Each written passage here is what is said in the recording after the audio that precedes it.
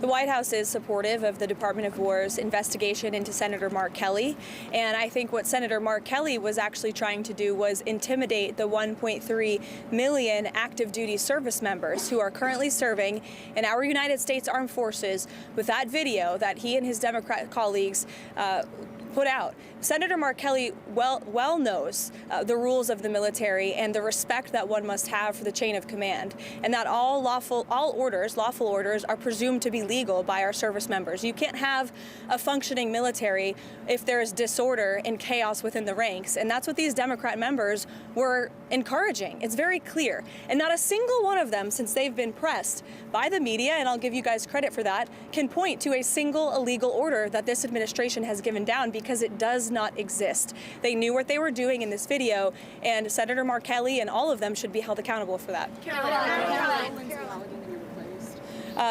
No, because Lindsey Callaghan was legally appointed, and that's the administration's position. I know there was a judge who is clearly trying to shield Letitia James and James Comey from receiving accountability, and that's why they took this unprecedented action to throw away the indictments against these two individuals. But the Department of Justice will be appealing very soon, and it is our position that Lindsey Callaghan is extremely qualified for this position, but more importantly, was legally appointed to it. Steve, reaction to those indictments being thrown out? On Ukraine. Is President Zelensky come to the United States this week? Are there a couple of points you mentioned on the Fox interview? A couple of points required on? Yeah. So there are no plans at this moment in time. As you know, things can change very quickly around here, so we'll keep you all apprised, but there's no meeting scheduled right now. As for where we are, I spoke with Secretary Rubio at length. I spoke with the president as well. Everybody inside feels optimistic about what happened and transpired yesterday in Geneva. Secretary Rubio, Special Envoy Witkoff, the whole team really worked through the points of that 28-point peace plan that the United States authored with input from both sides, the Russians and the Ukrainians, and ultimately the vast majority of these points have been agreed upon. The Ukrainians have worked on language with us together, and you heard that from their delegation directly yesterday. So we feel as though we're in a very good place. Of course, we have to make sure that all of these points are agreed to, and then of course we're going to have to make sure the other party in this war, the Russians, agree to them as well. But I think the president deserves a great deal of credit for the amount of energy and effort he's put into trying to bring these two sides to an end of this war. He wants to see this killing stop. As for any deadlines, he wants to see this end as soon as possible. Caroline, is the president more determined to go after Tish James and James Comey? Go ahead. Is the president more determined to go after Tish James and James Comey? Excuse me. I'm answering a question You from turned your... and looked at me. I'm sorry. I turned and looked at you because you're yelling. I will That's take a right. question That's what from we your do as colleague, reporters. and then I'll take your question Thank too. you. Okay? Go ahead. What are exactly the points of disagreement that they are still working on? I don't want to detail sort of the technical talks that are happening right now, but there are just a couple, and we're confident that we'll be able to work through those. Will the president put pressure on Putin or Zelensky if this doesn't work? The president's been putting a lot of pressure on both leaders for this entire time. We've been talking with both sides. He's been talking to both leaders directly for 10 months now. So yes, you can expect that pressure to continue. The president wants this war to end. Caroline, is the president more determined now, since the judge's ruling today, to go after James Comey and Tish James, and if so, why? I wouldn't say he's going after them. I think the president is more determined than ever to see accountability in this country, yes, and to correct the wrongs of the weaponization of our justice system that we saw under the previous administration and Joe Biden. Venezuela. Are we entering a new phase in Venezuela, and what does that entail? Well, as the president is so good at, I'll try to be just as good. I'm not going to broadcast any actions that may or may not be happening with respect to Venezuela.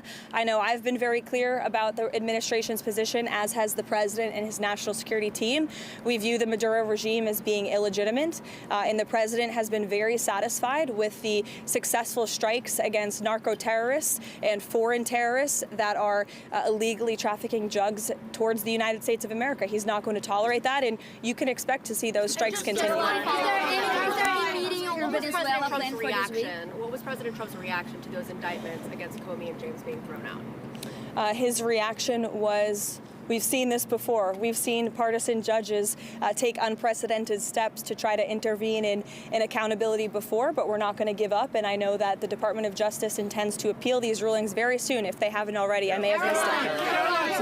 Caroline, one question on Venezuela. Is there any planned meeting for this week on Venezuela? And another one, a clarification on this weekend, because the president was asked about the former Brazilian president being arrested, and he mentioned that he spoke with this gentleman. Did he speak with Bolsonaro the day before he was arrested? Not to my knowledge. I don't know if that call took place or not. It may have. I can get you a firm answer on that, Raquel. I know it's of great importance to you for your reporting. As for meetings on Venezuela, there's meetings on a range of topics inside this building all of the time. And the president is constantly apprised of what's going on in the world, what's going on in the news, and he's very well written into all of the things that his team are working on. Caroline, please. You would not go into the sticking points of the disagreement between the two parties in the Ukraine peace process, but how flexible is the president in coming to a deal, and will the Europeans be part of a final negotiation with Zelensky? I think he's been quite flexible already. We've been watching this war go on for 10 months. He's talked to both leaders countless times. Our team has engaged with both the Russians and the Ukrainians extensively. As I said, there is a sense of urgency. The president wants to see this deal come together, and he wants to see this war end. Caroline, I wanted to ask you, is it MAGA to support American workers being replaced with H-1B visa holders? Are Americans not capable of filling most of these positions? Who supports getting American workers getting replaced? I know the president mentioned that he wanted to bring in some workers that he could eventually send back in regards to... The president does not support American workers being replaced. You are mischaracterizing what the president said.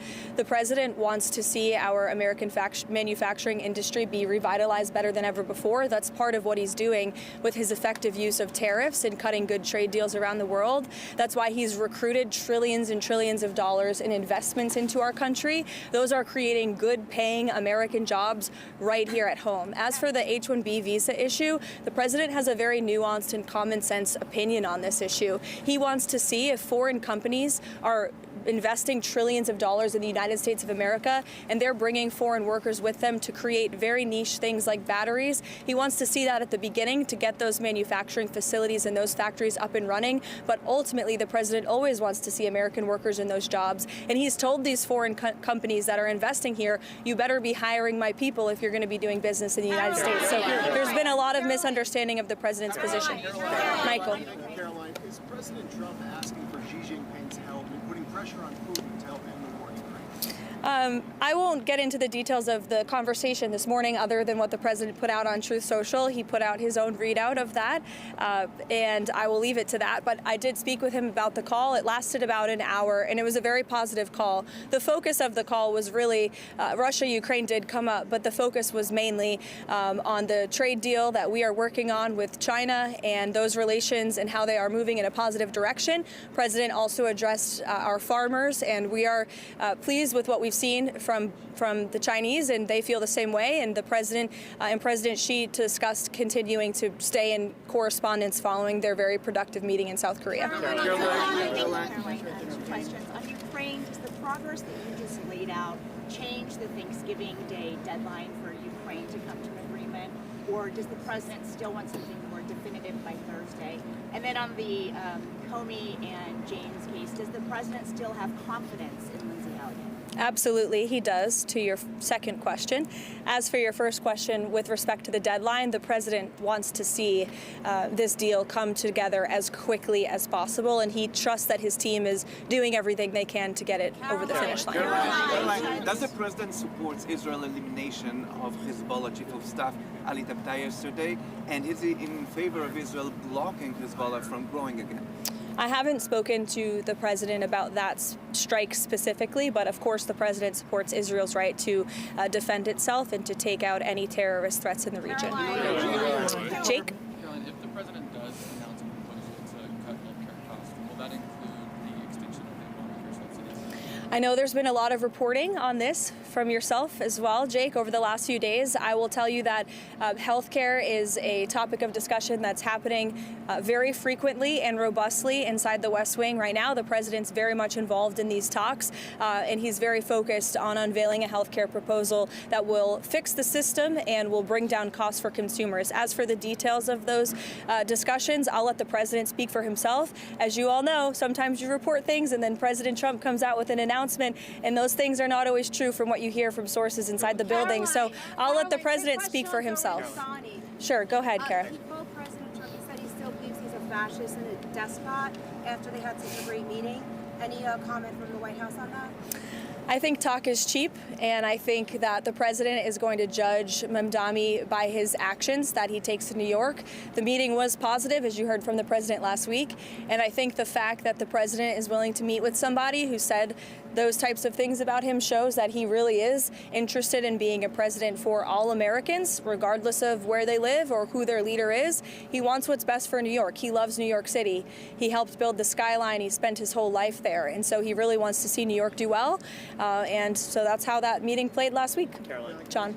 Thanks a lot, Caroline. There are a few Republican senators who are critical of the 28-point police plan, including Senator Rounds, Senator Graham, Senator McConnell. What do you say to those senators who say that this is giving too much away to Russia? And has Russia made any concessions as it relates to a possible peace deal concerning ending the war in Ukraine?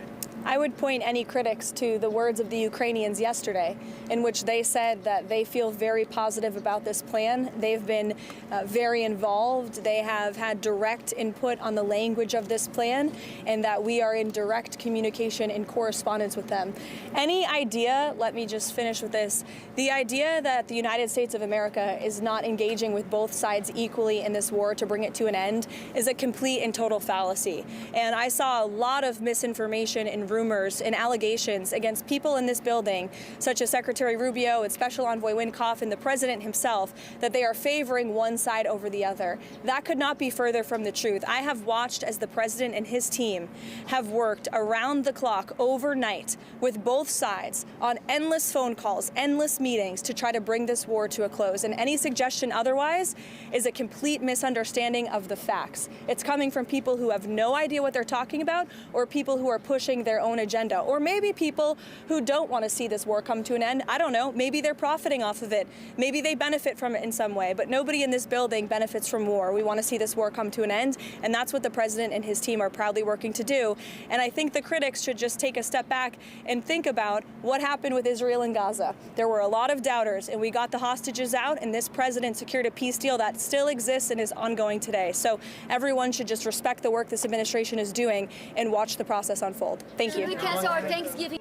If you like this video, then like, share and subscribe to ET Now.